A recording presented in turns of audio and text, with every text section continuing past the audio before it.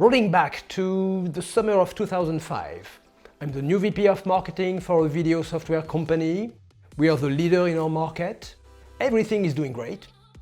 And then we launch our latest release. It's not ready, but the pressure to launch is too high. The product is slower, buggier, customers react badly, and we lose our #1 spot. It's a disaster.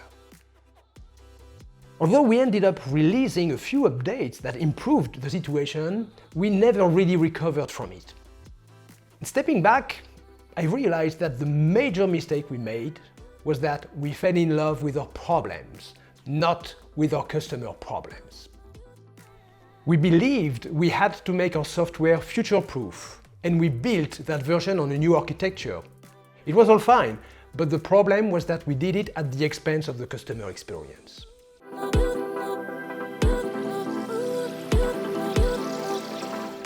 From that day on, I promised myself I would now systematically deconstruct product and business excellence. I ended up crafting a framework that has never failed me ever since, generating great team alignment and billions in revenue. It is with this very same framework that I founded the Product Sherpa. What is now called the Base to Summit framework is quite probably the only guide you need to transform and take your business to new heights. Its 5 steps address pretty much all of the critical aspects of business success. So let's take a quick look at these 5 steps. The sequence of events is important, and for this, let me use a typical Sherpa analogy, like climbing the Mount Everest. So imagine, you are at the base camp, ready to climb the highest mountain in the world, culminating at more than 29,000 feet, which is almost 9,000 meters for my friends outside the US. Think of Mount Everest as the customer you need to conquer. The very first thing you will need to understand is what Everest is about, how it behaves, what the dangers are, for instance where the crevasses are located, and you need to build an intimate understanding of Everest if you want to conquer it. That's actually just like you would do with your customers.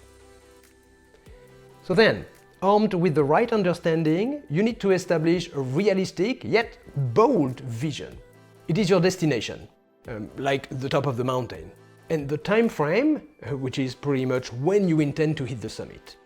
Just like you would do for your business vision, where you are heading and when you intend to hit your desired destination. Third, come your tools, your gear, pretty much what you will use to conquer the summit. The clothes you will bring, the equipment you will use for specific situation on your ascent. You need to be careful and prioritize. You know you can't take it all with you on the journey. So in the business world, this third step is actually your product portfolio and how you optimize it. Fourth, as you start and progress, you know you will need to remain flexible with the routes you follow. One specific path might sound like a good idea from base camp, but then it can prove to be impractical once you are in front of its frozen, icy wall. So it's a perfect analogy to your route to market strategy and how you need to adapt it based on market conditions and your customer preferences. Finally, as you have it all figured out and are getting closer to the summit, the last inches are what makes the difference between success and failure. And it's about tweaking things like getting the right dose of oxygen. It's not staying too long at the top, knowing that you need to return safely from the summit as well. Well, in the business world, this 5th step is about maximizing profit, tweaking your cost structure, adopting strategic pricing to make a difference in your P&L. So this is the Base to Summit framework. And just like you would do to prepare for climbing Mount Everest, your business and product success relies on these indispensable 5 steps. And guess what? It all starts with knowing your customers. It all starts with getting the right insights from them, knowing what's changed, especially during global crisis times like the ones we are going through. So it all starts with your customer, or future customer. So before you even nail down your vision, before you build your products, your go-to-market, your P&L, you need to understand your customers.